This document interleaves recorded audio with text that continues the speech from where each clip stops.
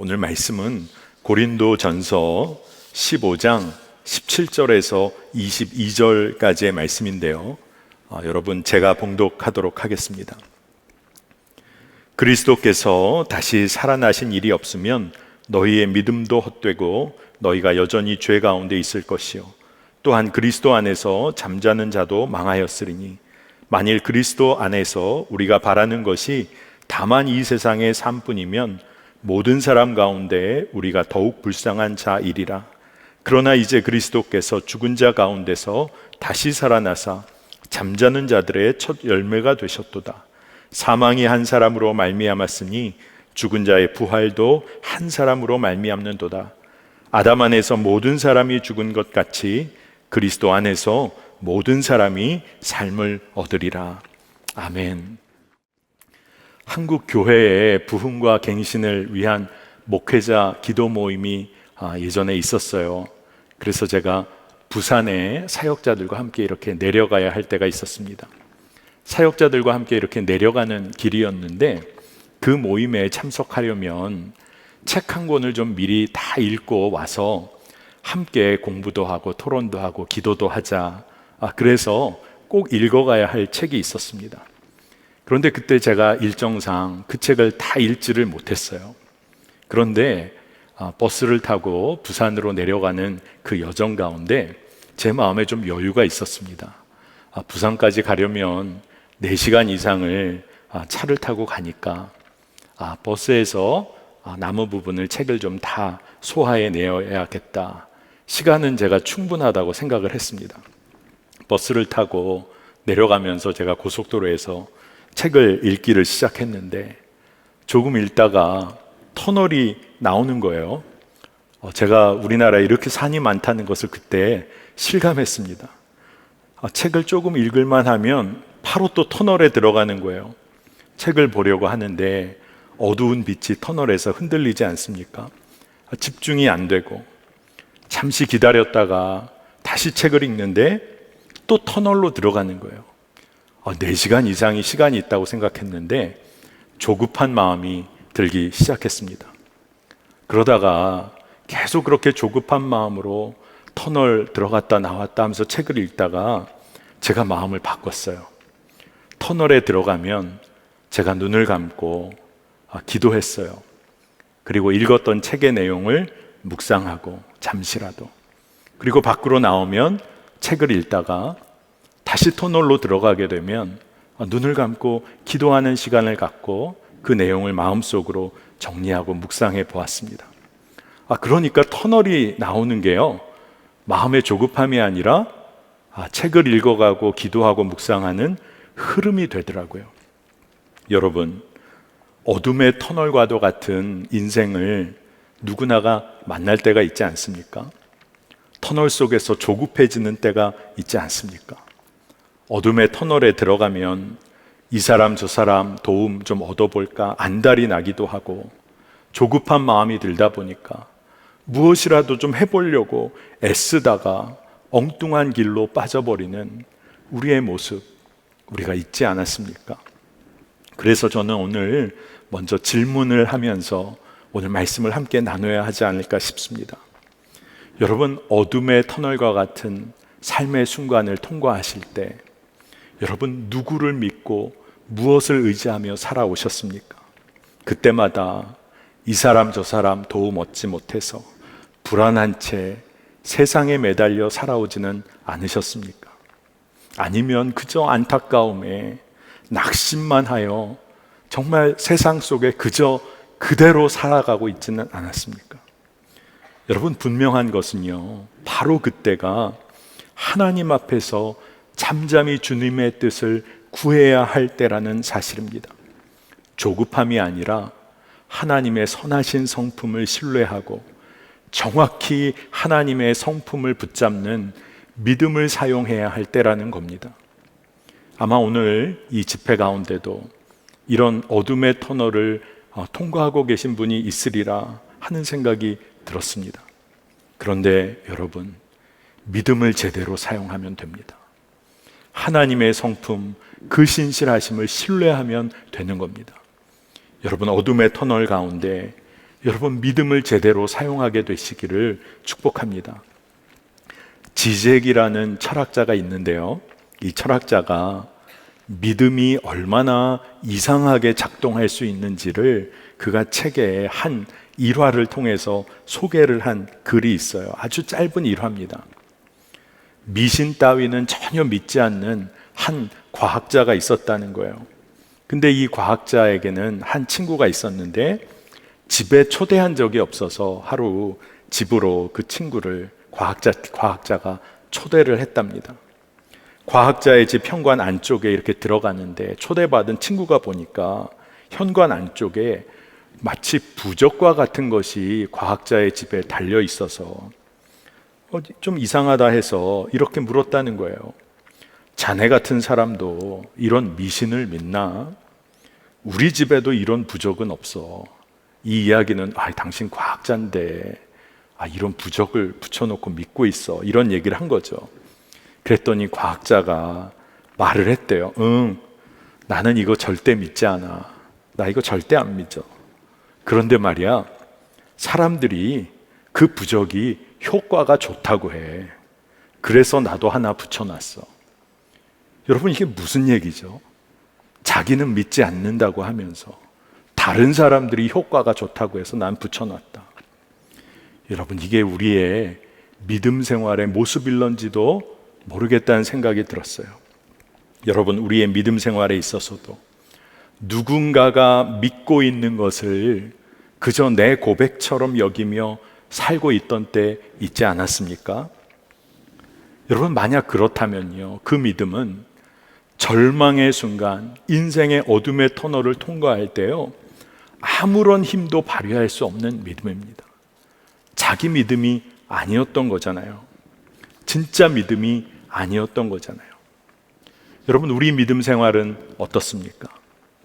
예수님이 나의 그리스도시고 주님이시다, 입술로는 고백하고 있을지 모르지만 사실 다른 사람들이 그렇게 믿음의 고백을 하니까 나도 그저 그렇게 따라가고 있는 것은 아닌지 점검을 해 보아야겠습니다.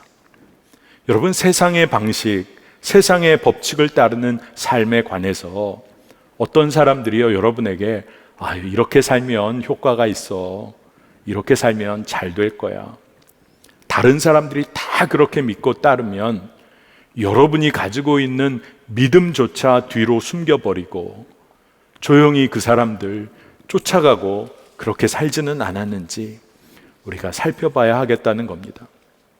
여러분, 이런 믿음은요, 결과만을 쫓는 믿음이에요. 주님과의 관계는 다 빠져버린 그런 믿음의 겉모습인 것입니다. 여러분, 우리의 믿음은요, 사실 절망의 상황 가운데서 우리 믿음의 민낯이 드러나게 돼 있어요. 기독교의 믿음의 역사를 보면요, 절망 가운데 늘 믿음이 점검되어져 왔어요.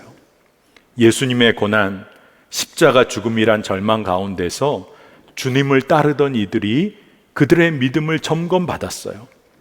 그 믿음 지키면서 부활의 약속 바라보며 그들이 믿음을 끝까지 지켰어요. 그런데 여러분, 기억하시잖아요. 그러나 그 믿음의 길 걷지 않은 사람들 많았습니다. 모든 사람들이 믿음의 길 걸었던 거 아니에요. 다른 길 찾아 나섰던 사람들 많습니다. 그렇기 때문에 우리의 믿음이요, 부활의 사건을 전후하여 우리의 믿음이 극명하게 갈리는 이유예요. 부활의 주님을 만난 사도 바울이 오늘 본문에서 다음과 같이 이야기하는 이유가 부활의 사건을 전후하여 믿음이 갈리기 때문에 그래요. 오늘 본문의 17, 18절입니다. 그리스도께서 다시 살아나신 일이 없으면 너희의 믿음도 헛되고 너희가 여전히 죄 가운데 있을 것이요 또한 그리스도 안에서 잠자는 자도 망하였으리니. 그리스도께서 다시 살아나신 일, 이에 대한 믿음이 있느냐 없느냐가 우리의 믿음의 성격을 좌우해요. 우리의 삶의 성패를 좌우하는 거예요. 그러면 부활의 믿음을 진정으로 붙잡고 사는 사람은 누구일까요? 저는 여러분들이 접니다 이렇게 말씀해 주셨으면 너무 좋겠어요. 그런데 정말 부활의 믿음을 가지고 사는 사람은 누구냐 하면 여러분 해당되는지 한번 점검해 보세요. 절망 가운데서도 그 절망을 묵묵히 통과해내는 자들입니다. 정말로 묵묵히 절망을 통과해내는 자들, 부활의 소망이 있는 사람들이에요. 그런데 우리가 부활에 대한 믿음에 관하여 정말 부활주일 한번 진짜 부활이라는 믿음, 여러 우리의 믿음 생활 중에 그저 꼭 그래도 있어는 해야 되는 것 아닐까? 이 정도로 여기며 살아갈 때가 있는 것 같습니다. 저는 오늘 여러분에게 묻고 싶어요. 부활의 믿음을 가지고 살고 계십니까? 부활의 믿음은요, 죽음과 같은 절망 앞에서 철저히 점검되어질 수 있는 거예요. 도저히 바뀌지 않을 것 같은 절망의 상황 가운데서 우리의 부활의 믿음이 점검되어지는 겁니다. 여기 이렇게 인생을 살아오신 우리 성도님들, 정말 삶의 의미라고는 마지막 다 하나까지도 다 사라져버린 그런 것과 같은 하루를 보내셨던 적 다들 아마 있으셨을 거예요. 너무나도 슬퍼 어찌할 바를 몰랐던 그날, 그 하루를 꾸역꾸역 살아가야 할 때가 여러분 있지 않았습니까? 무엇인가 변하기를 원하고 갈망하면서 열심히 달려왔는데 근데 아무 일도 일어나지를 않아요. 아무 일도 변화도 일어나지 않는 지루한 하루를 보내야 했던 때가 있지 않았습니까? 무기력한 하루, 내 감정도 내 육체도 무기력할 대로 무기력해져서 그런데 오늘 하루를 버텨내야 했던 그런 순간이 있지 않았습니까? 여러분, 그런 날 우리의 진짜 믿음이 점검되어지는 거예요. 도저히 탈출구가 보이지 않는 것 같은 절망의 상황 가운데서 우리 믿음이 점검되어지는 겁니다. 아마 성도님들 중에는 그럼 도대체 그런 날들이 우리 인생에 있는데 우리 보고 어쩌란 말입니까? 그렇게 질문하실 것 같아요. 청년들에게도 제가 젊은이 교회를 담당하면서 청년들과 이런 이야기를 나눌 때마다 목사님 그래서 어쩌란 말입니까? 근데 그 질문이 일리가 있어요. 삶의 현실이 녹록지가 않아요. 절망 그 자체가 이렇게 힘든데 어쩌란 말입니까? 무슨 변화가 있어야 하지 않겠습니까? 예전에 젊은이 교회 청년들과 함께 읽으면서 은혜를 누렸던 책이 있었어요. 존 오트버그 목사님이란 분이 예수는 누구인가 라는 책을 쓰셨는데 그 책을 가지고 은혜를 나누고 또 그 책을 읽어가며 또 설교 말씀을 함께 나눴던 적이 있습니다. 근데 그 책에서 이 문제를 다루는 그런 이야기의 한 부분이 등장을 합니다. 그래서 저에게도 젊은이 교회에도 큰 위로가 되었던 기억이 있어요. 이런 이야기입니다. 인간의 관점에서 우리는 예수님이 부활하신 일요일, 부활의 주일을 기적의 날로 기억한다는 겁니다. 그날은요, 인간으로 이 땅에 오신 예수님께서 죽음에서 부활하신 날이에요. 그래서 우리는 그 날의 기적을 기억한다는 겁니다. 참 놀랍다라고 기억한다는 겁니다. 그런데 이 오트버그 목사님은 하지만 천국의 관점에서 보면 정작 위대한 날은 토요일이 아닐까 이렇게 반문을 해요. 무덤 속에 계신 하나님, 일요일의 기적, 부활 주일의 기적은 죽은 사람이 살아난 일입니다. 하지만 절망 같은 토요일의 기적은 영원하신 성자 하나님이 죽어 누워 계시다는 겁니다. 이 이야기가 뭐죠? 죽음과 같은 고통 가운데 우리와 함께하고 계시다는 거예요. 여러분, 한번 상상해 보세요. 예수님이 돌아가셨던 금요일, 엄청난 슬픔이 몰려오고 사람들은 너무나 당황했을 거예요. 그런데 토요일 아침은 어떻게 토요일 아침을 맞았을까요? 아무 일 없었다는 듯이 토요일 하루가 시작되는 겁니다. 날이 화창했을런지도 몰라요. 햇볕은 아름답고 바람도 선선히 불었을지 모릅니다. 그런데 예수님의 죽음 바로 그 다음 날인 거예요. 이 토요일, 예수님을 따르던 사람들에게는요, 이제는 어떻게 살아가야 할지, 정말로 무슨 일은 벌어질지 아무 기대도 할 수 없는 그 토요일. 그런데 그 토요일, 절망과 같은 토요일에 성자 하나님께서 죽음의 무덤에 누워 계신다는 것, 우리의 절망 가운데 함께하고 계시다는 것, 이것이 기적 중의 기적이 아니냐고 묻는 거예요. 여러분, 예수님이 대적을 무찌르신 것 아닙니다. 오히려 친히 죽음을 받아들이셨어요. 완전한 죽음에 나아가셨어요. 여러분, 무덤과 사망에서도 우리가 예수님을 발견할 수 있다면 어디에선들 예수님을 우리가 못 발견하겠습니까? 우리의 삶이 아무리 어려운 순간이 있을지라도 그곳에 주님이 우리와 함께 하시는 거예요. 이것이 절망과 같은 토요일의 메시지입니다. 우리의 절망 한복판에 예수님이 찾아와 계신 거예요. 그 절망을 함께 통과하시면서 우리와 함께 계십니다. 여러분, 절망 가운데 우리와 함께 하고 계신 예수님께서 우리에게 무슨 말씀을 해 주실까요? 그래, 너 계속 절망 가운데 있어. 내가 함께 할게. 그 얘기를 하실까요? 함께 하고 계신 주님은 우리에게 분명히 말씀하실 거예요. 이제 일어나 세상 가운데로 나가봐. 네가 세상의 소망으로 서야 돼. 그 말씀을 우리에게 주실 거예요. 그 예수님은요, 전지전능함으로 우리를 도우시는 예수님 아니세요.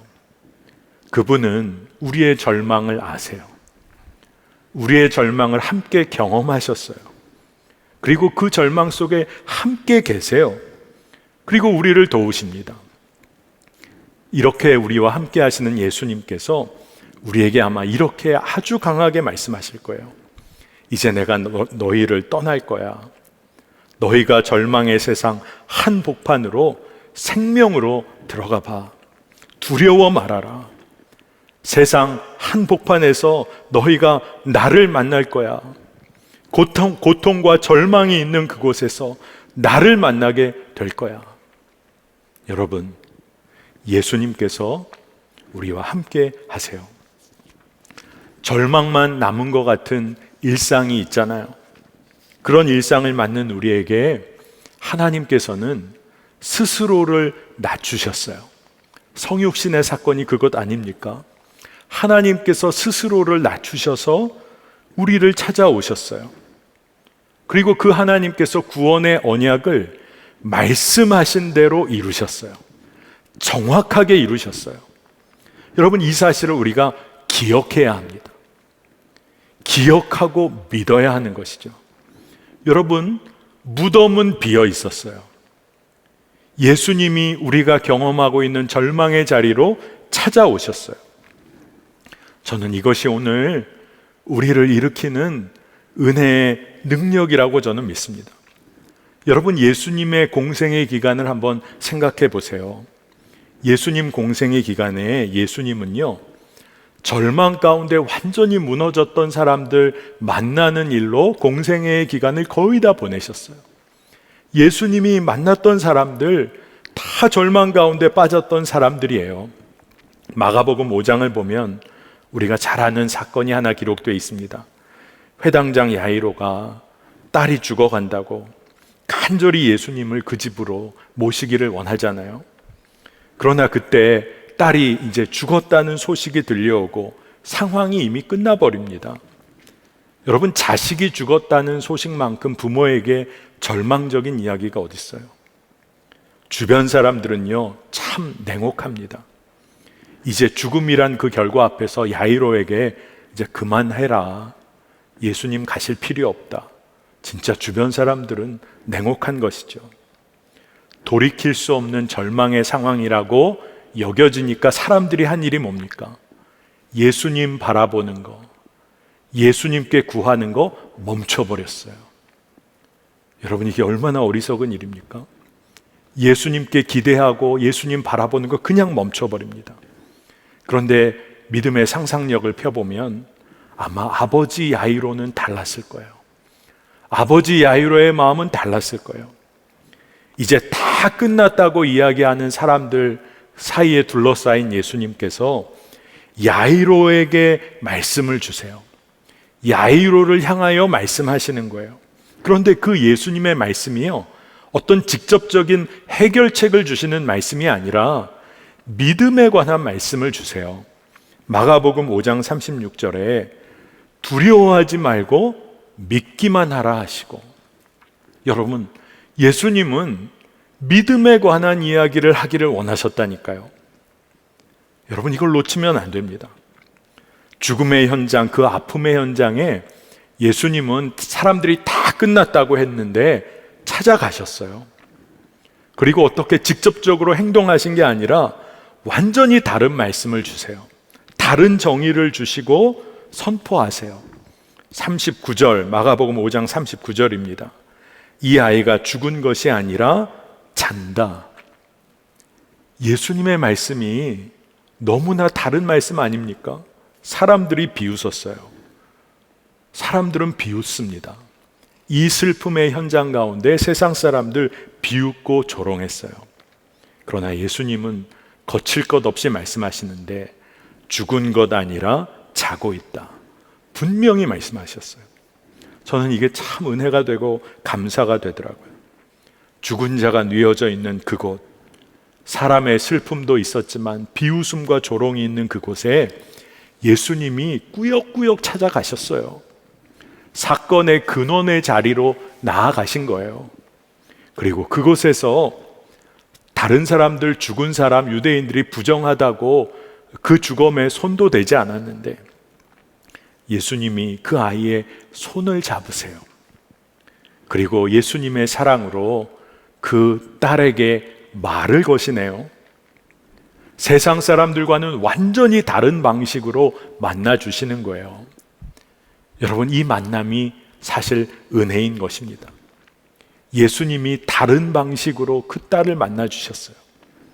여러분, 믿음 생활할 때 예수님께서 여러분을 세상 사람들과는 다른 방식으로 만나주셨잖아요.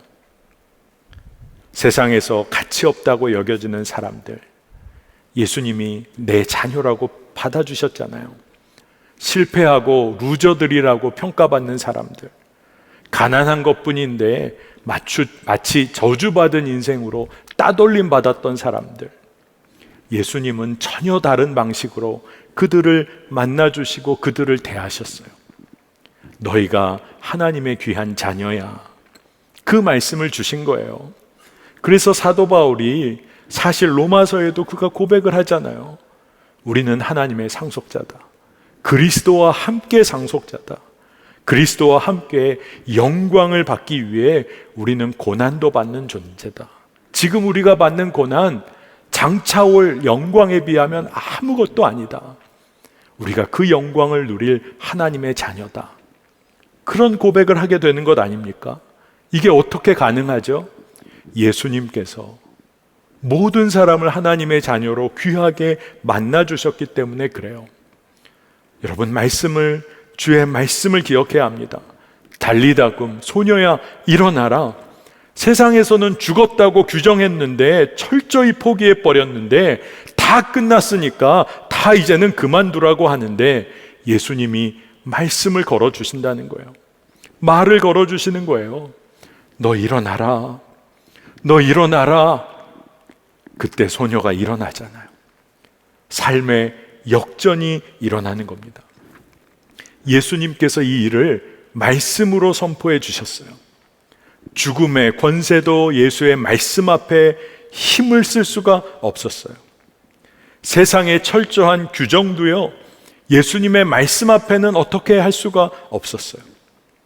여러분, 주의 말씀을 마음에 새기셔야 돼요. 붙잡으셔야 돼요. 그런데 저는 예수님께서 소녀에게 일어나라 이렇게 하신 예수님의 말씀이 어떤 전지전능한 힘이 있는 말씀이어서 죽음의 권세를 이긴 것이라고 그렇게 묵상이 안 되더라고요. 그러기보다는 예수님께서 당신의 자녀를 위해 전부를 내어주신 그 사랑의 말씀이기 때문에, 그 사랑의 말씀이기 때문에 이 놀라운 일이 벌어졌다고 저는 믿어졌어요. 사도 바울이 오늘 우리가 읽은 본문 21절 22절에 이렇게 증언을 합니다. 사망이 한 사람으로 말미암았으니 죽은 자의 부활도 한 사람으로 말미암는도다. 아담 안에서 모든 사람이 죽은 것 같이 그리스도 안에서 모든 사람이 삶을 얻으리라. 여러분, 예수 그리스도 안에서 모든 사람이 삶을 얻어 누릴 이유가 있어요. 그것은 예수님의 전지전능함 때문이 아니에요. 죽음의 절망을 통과하셔서 죽음까지도 받아들이신 그분의 사랑 때문에 가능한 거예요. 여러분, 우리는 어떨 때에 주님의 전지전능한 힘만을 의지하며 나아갈 때가 있어요. 그게 틀린 건 아니에요. 그런데 그 전지전능함의 근원이 어디로부터 오는가를 알아야 합니다. 자신을 전부를 내어주신, 죽음까지도 받아들이시면서 우리를 품어주신 그 사랑 때문인 거예요. 제가 젊은이 교회 이번 주 새벽 말씀을 준비하면서 요한복음 19장을 묵상하면서 십자가 사건을 묵상하며 마음에 강하게 은혜 받은 내용이 있어요. 요한복음 19장에는 빌라도 법정에 서셨던 예수님, 십자가 고통 받으시고 십자가에서 돌아가신 예수님의 사건이 기록되어 있어요. 근데 그 말씀을 묵상하면서 제 마음에 예수님께서는 사실 조롱과 수모를 당하신 게 아니라 조롱과 수모에 자신을 내어주신 거구나, 그렇게 깨달아지더라고요. 힘없이 매맞고 옷을 빼앗기고 십자가에 달려서 창에 찔리신 게 아니라 무서운 폭력과 십자가 죽음을 맞이하여서 하나님의 뜻에 스스로 순종하시면서 자신을 스스로 내어주신 것이구나, 정말 자발적으로 선택하여 그 길을 걸어가신 것이구나, 이게 너무나 분명히 믿어졌어요. 그러니까 예수님께서 십자가에서 마지막 하신 말씀이 다 이루었다 라고 말씀하신 것 아닙니까? 다 찔리고 수모당하고 붙잡혀 오고, 그래서 예수님이 십자가에서 돌아가신 게 아니라 이제는 나의 생명을 내어놓는다, 그래서 다 이루었다 말씀하신 거예요. 죽으실 때도 성경은 예수님의 그 죽음을 뭐라고 표현했냐 하면 예수님께서 영혼을 내어놓으셨다라고 표현을 해요. 성경의 여러 번역본을 보면 예수님께서 당신의 영혼을 내어놓으셨어요. 그래서 말씀을 보다 보니까 성경은 십자가 사건을요 어떻게 기록하냐 하면요, 예수님은 언제나 십자가 사건에 있어서 능동적이셨어요. 죽음을 능동적으로 받아들이셨어요.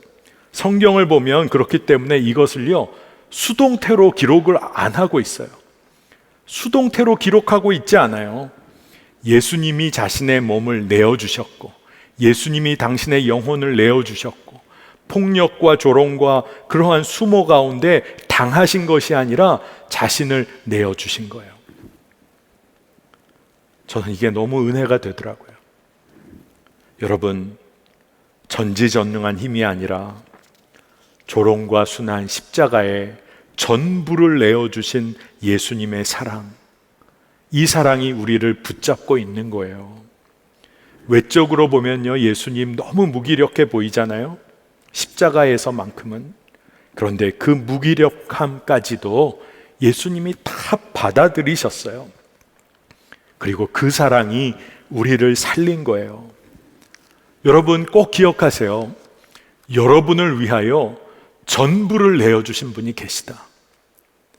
여러분 아무리 힘들고 어려워도 나를 위해서 당신의 전부를 내어주신 분이 계시다. 예수 그리스도시잖아요. 이게 복음이에요. 여러분, 우리 가운데 다 부모님 계시잖아요. 우리가 어렸을 때 우리 부모님이 얼마나 커 보였습니까? 그런데 세월이 흐를수록 그 부모님이 약해져 가시잖아요. 사회적으로 이제 은퇴도 하시고 건강도 약해지시는 그때에 부모님이 세상적으로 보면 연약해 보일지도 몰라요. 작아 보일지도 몰라요. 이제 연로해지시고 쇠약해지신 부모님의 한마디가 그런데 어떨 때는 너무나 큰 격려가 되고 힘이 되는 것을 여러분 경험하실 때가 있잖아요. 진짜 이상하잖아요. 부모님이 너무 연약해 보이시는데 부모님의 아직도 그 한마디가 나에게 격려가 되고 위로가 된다. 왜 그럴까요? 자녀를 조건 없이 사랑하는 부모님의 그 사랑의 마음이 믿어지는 것, 그거 하나 때문에 우리가 위로와 격려를 받는 겁니다. 정말 그런 것 아닙니까? 여러분 젊으셨을 때 밖에서 아무리 사고치고 들어와도 그때 혼은 날지 모르지만 부모님이 날 품어주시고 나를 그래도 받아주실 거다. 그 믿음 때문에 집으로 기어 들어가신 거 아닙니까? 그렇게 사고치고도 집으로 기어 들어가게 된 게 뭡니까? 사랑이 믿어지니까요.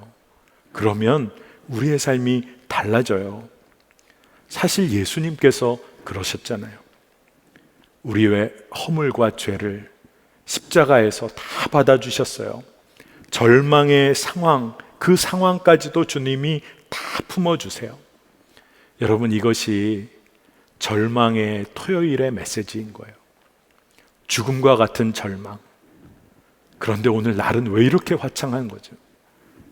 마음이 무너질 대로 무너졌는데 하루가 너무 지겹게 흘러가는 거예요. 너무나 단순한 오늘 하루. 그런데 무덤 가운데, 죽음 가운데 누워 계신 주 예수 그리스도, 그 토요일의 메시지가, 그 사랑의 메시지가 우리를 붙잡고 있는 거예요. 가슴이 먹먹한 그날을 버텨낼 힘이 어디로부터 옵니까? 그래도 나를 붙잡아주는 그 사랑, 누군가가 그렇게 사람일지라도 누군가가 나를 믿어주면 힘을 얻는데 예수님이 그 아픔 가운데 함께하고 계신 거예요. 그래서 오늘 본문 22절 말씀이 다시 한번 붙잡아지더라고요. 아담 안에서 모든 사람이 죽은 것 같이 그리스도 안에서 모든 사람이 삶을 얻으리라. 절망 같은 상황은 우리 가운데 여전히 있어요. 그러나 모든 사람이 죽은 것 같은 절망이 우리 앞에 있을지라도 그리스도 안에서 모든 사람이 한 사람도 빠짐없이 삶을 누리리라. 이것이 오늘 우리에게 주신 하나님의 말씀이에요. 여러분 중 단 한 사람도 빠짐없이 삶을 누릴 거예요. 참 생명을 누리게 될 것입니다. 우리가 죽음 이후에 영원한 생명 누리는 것, 그것만 아닙니다. 이 땅에서 살면서 참 생명을 누리게 될 거예요. 절망 가운데서 완전한 위로와 은혜를 예수님께서 선포해 주신 겁니다. 저는 오늘 여러분에게 계속 반복적으로 이야기하고 있어요. 절망 가운데 우리가 두려워하지 않을 이유가 있다는 겁니다. 여러분, 절망 가운데 두려워하지 않을 이유가 어디에 있는 겁니까? 그것은요, 주님의 인도하심이, 주님께서 우리의 삶을 인도하시는 것이 어떤 효과적인 해결책을 제시해 주시는 것이 아니라 우리를 향한 사랑으로만 가득 채워져 있기 때문이에요. 한번 생각해 보세요. 세상의 방식은요, 우리를 최대한 생각해 준다고 할 때요, 한두 번 해결책을 제시해 줄지 몰라요. 한번 잘 해보라고 한두 번 해결책을 제시해 줄지 모릅니다. 그런데 그렇게 하다가 잘 안 되면 세상의 방식은 우리를 포기하겠죠. 그러나 주님의 방식은 끝까지 사랑하시는 방식이에요. 포기란 게 없어요. 우리를 교체하실 생각이 없어요. 여러분, 운동 경기에서 아무리 뛰어난 선수라도 감독이 볼 때 오늘 컨디션이 안 좋고 오늘 뭔가 잘 안 맞는 것 같으면 아무리 뛰어난 주전 선수도 감독은 바꿉니다. 다른 사람으로 바꿔버려요. 그런데 우리 주님은 우리를 바꿀 생각이 없으세요. 우리를 사용하려고 마음 작정하셨어요. 그리고 우리를 붙잡고 계세요. 여러분, 그렇기 때문에 죽음의 슬픔과 절망이 더 이상 문제가 되지 않는 겁니다. 왜 그럴까요?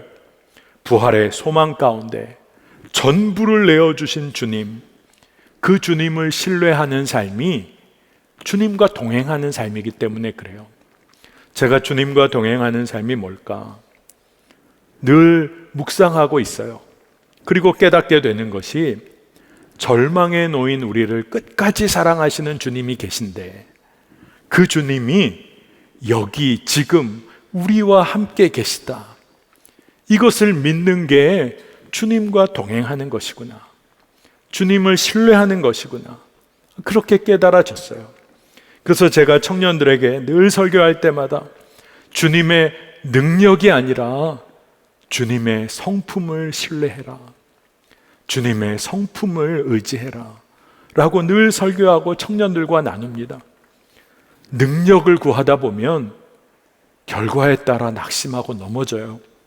그런데 주님의 성품은 변함이 없어요. 그 주님의 성품을 의지하는 자가 살아납니다. 여러분 누구세요? 여러분은 정말 누구입니까? 사도 바울은 고백하는데요.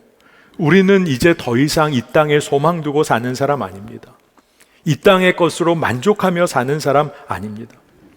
죽음 이기시고 이 세상에 부활의 새 생명의 첫 열매가 되신 예수님으로 인하여 우리의 삶이 완전히 뒤바뀐 자입니다. 사도 바울은 그것 때문에 그의 평생을 주님을 위하여 헌신하면서 기쁨으로 능력으로 살았어요. 그래서 사도 바울의 고백이 있습니다. 고린도후서 6장 8절에서 10절인데 여러분 너무나 유명한 말씀이에요.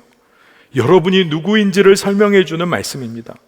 우리는 속이는 자 같으나 참되고 무명한 자 같으나 유명한 자요 죽은 자 같으나 보라 우리가 살아있고 징계를 받는 자 같으나 죽임을 당하지 아니하고 근심하는 자 같으나 항상 기뻐하고 가난한 자 같으나 많은 사람을 부여하게 하고 아무것도 없는 자 같으나 모든 것을 가진 자로다.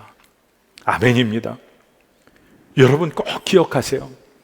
부활의 사건이 없었다면 그리고 우리에게 그 믿음이 없었다면 이 고백은 성립할 수 없는 이야기예요.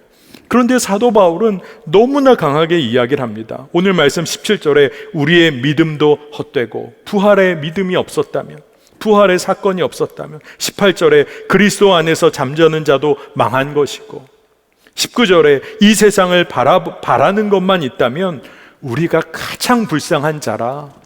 사도 바울이 그렇게 고백을 한 겁니다. 여러분, 세상은요 절망 가운데 놓여 있는 우리에게 아마 보다 윤택한 삶, 보다 풍족한 삶 이 정도로 우리를 위로할 수 있을지 모르겠어요. 세상의 방법은 딱 거기까지입니다. 그러나 예수님께서는 부활하셨어요.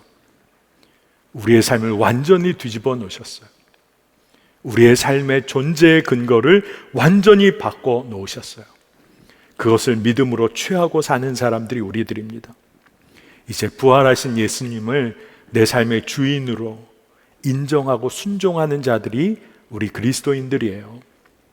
내 안에 계신 주님께서 지금도 일하고 계심을 신뢰함으로 내 삶을 내어드리고 부활의 믿음으로 전혀 다른 삶을 살아가는 겁니다. 여러분, 그리스도인은요 이 땅에 소망을 두지 않고 전혀 다른 삶을 사는 거예요. 그런데 우리 중에도 육신으로는 살아있다고 말하면서 사실 죽은 자의 삶 여전히 사는 사람 있을지 모르겠어요.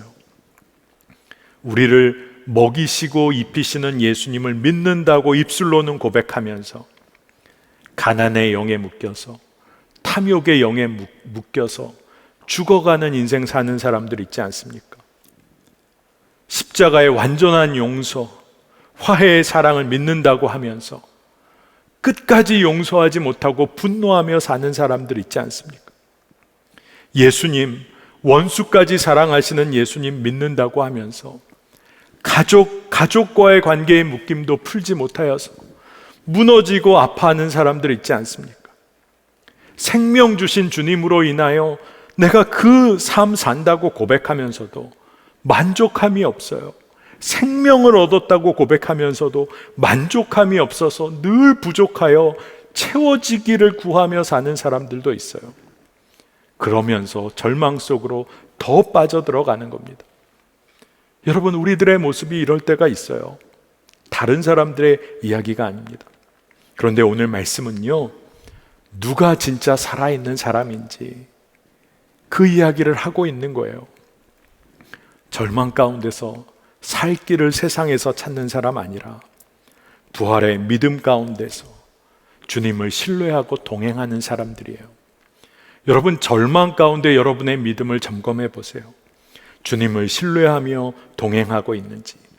그러나 부활의 주님 만나 그 주님과 동행하는 사람, 삶 완전히 바뀝니다. 사도 바울이 그랬어요. 사도 바울이요, 바리새인 중에 바리새인이고 자기 능력이 있는 사람이니까 자기 맘대로 할 수 있는 사람이었습니다. 가고 싶은 곳 다 가서 그리스도인들 잡아들이고 결박하고 박해했어요. 자기 능력으로 인정받고 마음대로 행할 수 있는 사람. 여러분, 폼나지 않습니까? 아마 세상은 성공한 사람이라고 할 거예요. 그런데 다메섹 도상에서 주님 만난 사도 바울이, 그가 그 빛을 만나게 되었을 때 그가 처음에는 아무것도 혼자 할 수가 없었어요. 왜냐하면 볼 수가 없었고 다른 사람 도움 없이는 움직일 수조차 없었어요. 그렇게 자기 능력대로 마음껏 할 수 있는 사람 아무것도 할 수 없었어요. 사도행전 9장 8절에서 9절입니다. 사울이 땅에서 일어나 눈은 떴으나 아무것도 보지 못하고 사람의 손에 끌려 다메섹으로 들어가서 사흘 동안 보지 못하고 먹지도 마시지도 아니하니라. 여러분, 절망 아닙니까? 사울에게는 완전한 절망이죠. 그런데 그가 부활의 주님을 만났기 때문에 아무것도 할 수 없는 이 절망 위에 주의 소망이 부어진 것 아닙니까? 부활의 주님을 증거하는 증인이 됐어요. 그래서 사도 바울의 고백이 완전히 바뀌는 거예요. 제가 오늘 22절 말씀을 계속 여러분에게 읽어드립니다. 아담 안에서 모든 사람이 죽은 것 같이 그리스도 안에서 모든 사람이 삶을 얻으리라. 사도 바울이 자신이 이제 새 생명 얻었다, 이 고백하는 것과 다름이 없는 말씀이에요. 저는 오늘 여러분에게 오늘 말씀의 결론을 지으면서, 여러분, 세상이 말하는 절망이 있어요. 세상이 죽음이라고 말하는 그 절망의 상황이 있어요. 근데 저는 오늘 여러분들에게 진짜 말도 안 되는 이야기처럼 들리실지 모르지만 이 죽음을 여러분, 우리가 받아들이십시다. 세상이 절망이라고 말하고 세상이 죽음이라고 말하는 이것을요, 우리 받아들이십시다. 왜냐하면요, 이 죽음이란 것이 뭐냐 하면 예수님이 내 삶을 완전히 다스리시는 것을 우리가 인정하고 받아들이는 거예요. 내 뜻과 의지로 아무것도 할 수 없는 거. 세상이 말하는 절망이 그거예요. 세상이 말하는 죽음이 뭡니까? 넌 너 뜻대로 아무것도 할 수 없잖아. 너 아무것도 할 수 없잖아. 능력 이런 거 이제는 다 떠나갔잖아. 그런데 내 뜻대로 되지 않았기 때문에 죽음과도 같은 절망이라고 여겼던 그 상황이요, 부활의 주님을 믿는 그 믿음, 주님께서 우리에게 허락하셨던 그 토요일의 메시지, 무덤, 그 죽음의 현장에 내려와 함께하고 계시는 그 주님, 그리고 살아나신 그 부활의 주님, 우리가 믿게 되면 그 예수님이 내 삶을 다스리신다는 것을 이제 붙잡게 되면 여러분, 이 죽음이 소망이 되는 거예요. 주님이 이끄시는 삶만 살 수밖에 없다. 여러분, 이게 완전한 은혜요, 완전한 소망인 줄로 믿습니다. 여러분, 아마 이 은혜가 누려지지 않으시고 믿어지기 어렵고 두려우실지도 모르겠어요. 그래서 저는 오늘 여러분에게 강요하고 싶지 않아요. 그런데 한 가지만큼은 꼭 부탁드리고 싶어요. 이 믿음이 회복되기를 여러분 기도하세요. 오늘 믿어지고 이 은혜가 누려지지 않는다면 여러분, 한 가지는 할 수 있잖아요. 하나님, 이 은혜에 관하여 믿어지는 은혜를 부어주세요. 믿어지는 역사를, 나의 믿음이 회복되게 하여 주세요. 여러분, 지금 예수님이 나와 함께 하신다. 이게 믿어지면요, 삶은 달라져요. 이 세상에 육신으로는 살아있지만 죽은 자처럼 사는 자 많습니다. 여러분, 하지만 진짜 죽음과 같은 절망에 놓여 있을지라도 주님과 함께함을 믿으면서 생명을 살리는 살아있는 자로 사는 사람 또한 많습니다. 여러분, 어디에 서 계실 거예요? 절망의 두려움에서 주님은 우리를 벗어나게 해주세요. 여러분, 늪에 빠진 사람이요, 어떻게 늪을 벗어날 수 있을까요? 늪에 빠진 사람은 힘을 빼야 합니다. 늪에 빠졌는데 자기가 그 늪에서 벗어나려고 힘을 쓰기 시작하면 더 깊은 곳으로 들어가는 거예요. 늪에 빠진 사람은 늪 외부로부터 주어지는 손길을 붙잡아야 돼요. 전적으로 누군가의 도움을 의지해야 돼요. 여러분, 절망 가운데 빠졌을 때 세상의 방식 의지하면 늪에 빠져가는 거예요. 그러나 외부로부터 전적으로 주어지는 은혜를 붙잡으면, 그 주님을 신뢰하면 우리가 살아날 뿐 아니라 이제는 절망을 넘어서서 생명의 증인으로 서는 삶을 살게 되는 겁니다. 믿음의 신비가 놀랍습니다. 여러분, 이 은혜를 놓치지 않고 살게 되시기를 축복합니다. 저는 오늘 여러분에게 어떻게 보면 좀 우울한 얘기를 하는 것처럼 들릴 것 같아요. 절망에 관해서, 무덤에 관해서, 죽음에 관해서. 근데 진짜 믿음을 여러분 놓치지 마세요. 우리의 절망 가운데 함께 하시는 그 주님이 우리와 동행하고 계세요.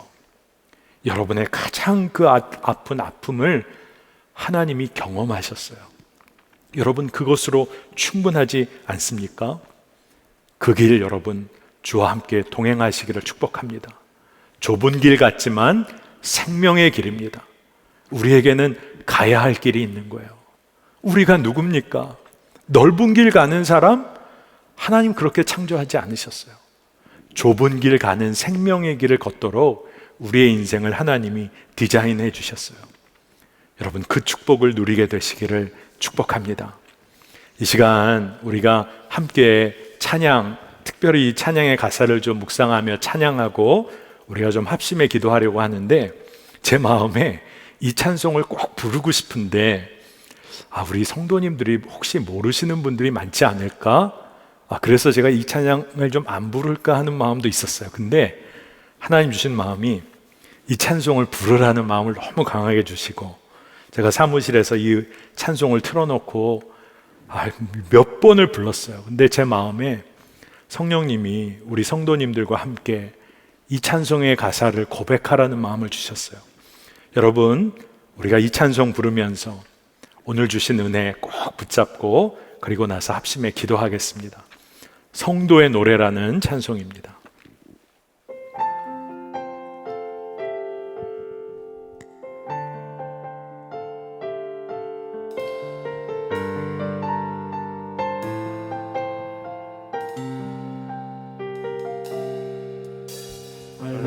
가난과 고난 수고로움 속에도 성도는 그 믿음을 지켜내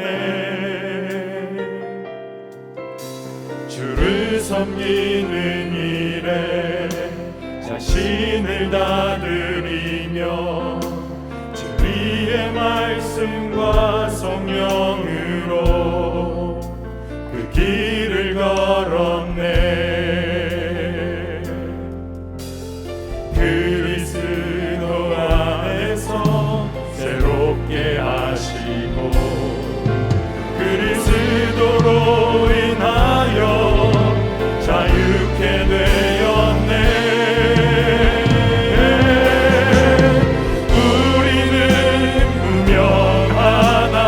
유명한 자요 죽음의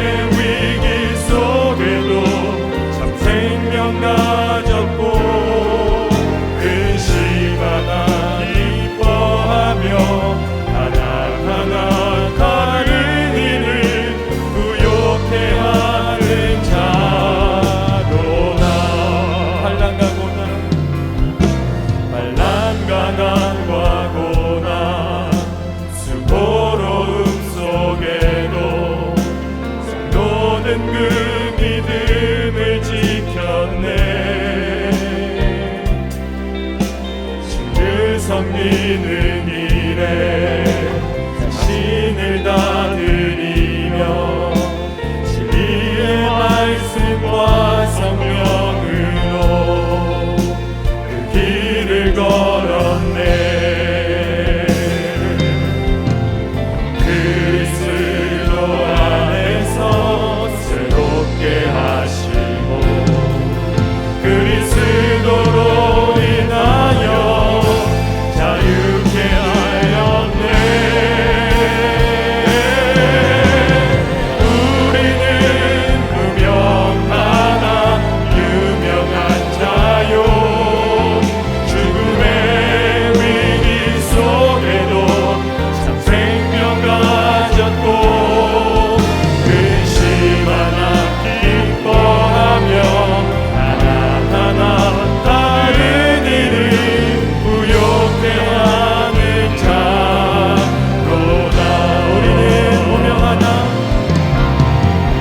우리는 무명하나 유명한 자요 죽음의 위기 속에도 참 생명 가졌고 근심하나 기뻐하며 하나하나 다른 일을 부욕해 하는 자로다. 여러분, 오늘 우리가 찬송으로 고백한 것이 우리가 누구인지에 관한 고백입니다. 우리가 환난과 고난 가운데 있을지라도, 가난에 놓여 있을지라도 우리는 무너진 자가 결코 아닙니다. 우리는 무명하나 유명한 자요, 우리는 죽음의 위기 속에서도 참 생명을 가진 자입니다. 근심하나 기뻐하고, 그리고 가난하나 다른 일을 부욕해 하는 이들입니다. 절망의 두려움에 빠져 사는 인생 아닙니다. 주님을 신뢰함으로 이제는 살려내는 삶으로 우리를 주님 불러주셨습니다. 아담 안에서 모든 사람이 죽은 것 같이 그리스도 안에서 모든 사람이 삶을 얻으리라. 아멘입니다. 여러분 한 사람도 빠짐없이 이 놀라운 은혜에 초대받았습니다. 오늘 이 시간에 우리가 3번에 걸쳐서 기도하려고 해요. 온라인으로 예배 드리시는 분들은 집중하여 기도할 수 있는 형편이 아니실지도 모르겠어요. 하지만 성령님을 의지하여 함께 기도하십시다. 첫 번째로 우리 이렇게 기도하면 좋겠어요. 절망 한복판에서 연약한 우리의 믿음의 실체를 보게 하여 주옵소서. 그리고 죽음의 절망 속으로까지 찾아오신 예수님을 신뢰하며 두려움에서 벗어나게 하여 주옵소서. 우리가 주님 신뢰함으로 정말로 주님께서 주시는 은혜의 삶, 생명의 길 담대하게 걷게 하여 주시옵소서. 우리 주의 이름 한번 부르고 기도하겠습니다. 주여, 오 하나님 감사합니다. 주여, 절망의 한복판에서 우리의 믿음의 실체를 보기를 원합니다. 우리의 믿음이 진짜 살아있는 믿음인지를 온전히 점검하게 되기를 원합니다. 죽음의 절망 가운데 찾아오셔서 우리를 붙잡고 계신 예수님의 그 사랑을 우리가 신뢰하게 하여 주시기를 원하고, 이제는 더 이상 세상 두려워하며 이곳저곳 기웃거리며 헤매이는 인생 되지 않도록 주님 우리를 붙잡으시고 인도하여 주시기를 원합니다. 하나님 감사합니다. 우리가 부활의 증인으로 살 수 있도록 우리를 불러주시고 우리에게 세임 주시니 감사합니다. 우리가 죽음의 절망 같은 상황에 놓여 있을지라도 나를 사랑하시고 나를 붙드시는 주님을 신뢰하게 하여 주시니 감사합니다. 우리가 걸어가야 할 생명의 길 담대히 걸어가게 하여 주시고 두려움에서 완전히 벗어나게 하여 주시기를 원합니다. 오늘 우리 성도들이 연합하여 기도할 때 주의 마음을, 주의 말씀을 우리의 심령에 새겨주시고 그 가야 할 길 놓치지 않고 연합하여 그 길을 걷게 하여 주시기를 원합니다. 주님만을 바라보는 자 되게 하여 주시고 오늘 우리가 기도함으로 드리는 영광과 주여 주의 힘을 경험케 하여 주시기를 원합니다. 이제는 절망이 아니요 두려움이 아니요 생명이요 은혜의 길임을 우리가 고백하게 하여 주시기를 원합니다. 주님 이 일로 인하여 우리가 기뻐하며 감사하며 찬양하는 은혜가 있게 하여 주시옵소서. 주님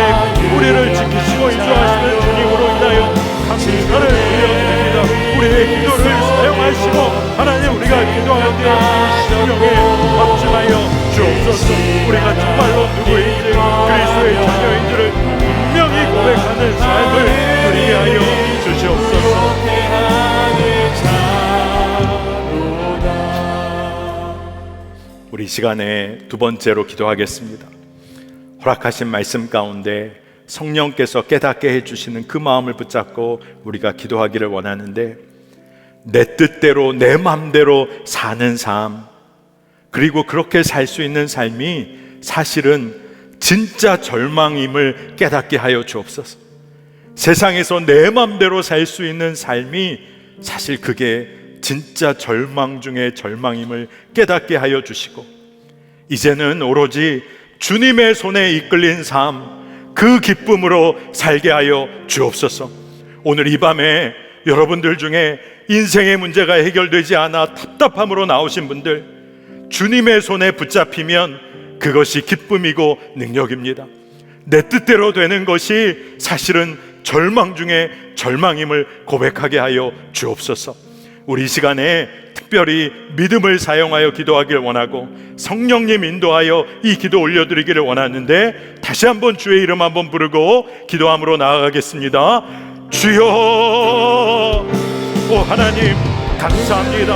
하나님 부활의 주님, 나를 찾아와 주셔서 나의 삶을 붙들어 주시니 감사합니다.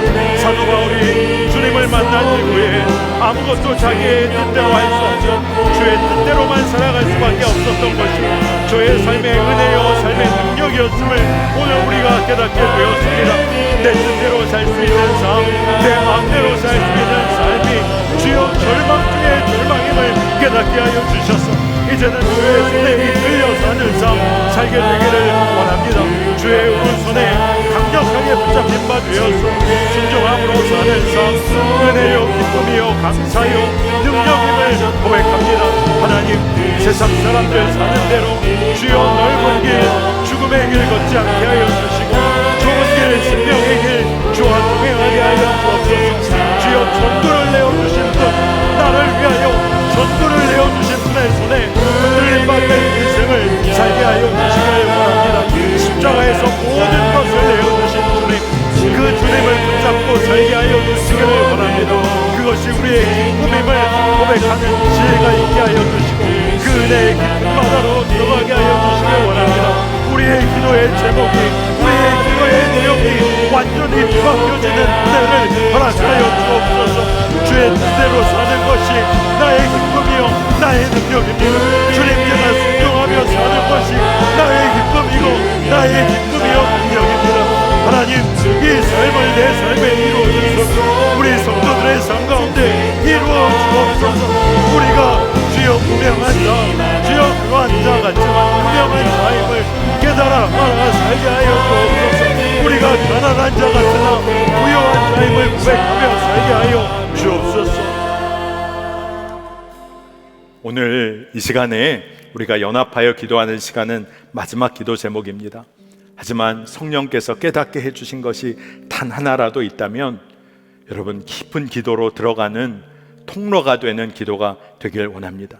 우리 이제 마지막으로 기도할 제목, 한 가지 기도 제목인데, 우리가 진짜 우리를 찾아오신 주님을 신뢰하고 바라본다면 이제 절망에 놓여 있는 사람들을 위해 우리 중보합시다. 절망에 놓여 있는 나의 가족들이 있다면, 동료들이 있다면, 이웃들이 있다면, 주님, 제가 그들을 세워내고 살려내는 은혜의 통로가 되기를 원합니다. 절망 가운데서 생명의 길 걷는 그 삶을 증거하는 간증이 있는 삶을 살게 하여 주옵소서. 육신의 질병 가운데 절망에 놓여 있는 이들, 주의 이름으로 우리가 기도하고 축복하는 자 되기를 원하고, 동료들, 이웃들 무너져 있는 이들 나누고 베풀고 세워내는 삶에 저를 사용하여 주시옵소서. 주님을 바라봄으로 두려움으로부터 함께 벗어나는 은혜를 누리게 하여 주시옵소서. 이 시간에는 우리가 주의 이름을 간절히 3번 부르고 더 깊은 기도로 들어가겠습니다. 주여, 주여, 주여. 하나님 감사합니다. 오늘 이 밤에 주님을 바라보고 신뢰하는 믿음으로 절망의 두려움 속에서 주님을 신뢰하고 바라보는 믿음을 허락하여 주시니 감사합니다. 죽음의 절망을 경험하시고 구하시고 우리의 고난과 아픔 가운데 찾아오신 주님, 그 주님을 신뢰하고 동행하는 우리들이 이제는 주님 은혜의 통로로 세워지기를 원합니다. 우리를 사용하여 주소서. 나를 사용하여 주소서. 소나목자교회를 한국교회를 사용하여 주옵소서. 우리의 삶을 사용하셔서 하나님 우리의 절망 가운데 놓여있는 우리의 가족들, 우리의 동료들, 이웃들을 세워내고 살려내는 이들로 주여 우리를 사용하여 주시기를 원합니다. 믿음을 사용하는 자 되게 하여 주시기를 원합니다. 우리가 정말로 세상의 자녀 아니라 그리스도의 자녀, 하나님의 자녀, 그리스도와 함께 하나님의 상속자됨을 고백합니다. 이제 우리가 주의 영광에 동참하기 위하여 고난에도 우리가 그 길을 걷게 될 터인데 주여 주의 영광을 바라보며 주의 길을 걷게 하여 주시고 하나님 그 은혜와 영광의 길 우리가 흘려보내는 자 되게 하여 주시기를 원합니다. 기도하는 삶을 통하여 구체적인 정리와 사랑의 주님을 통하여 이 일을 감당하게 하여 주시기를 원합니다. 오늘 함께 기도하는 성도들의 기도의 문을 성령 하나님 열어주셔서 우리가 기도할 때 주의 마음이 새겨지고 주의 말씀이 우리의 심령에 새겨져서 깨달은 대로 행하는 성령의 능력을 경험하게 하여 주시기를 원합니다. 오늘 주님 성령께서 다스리는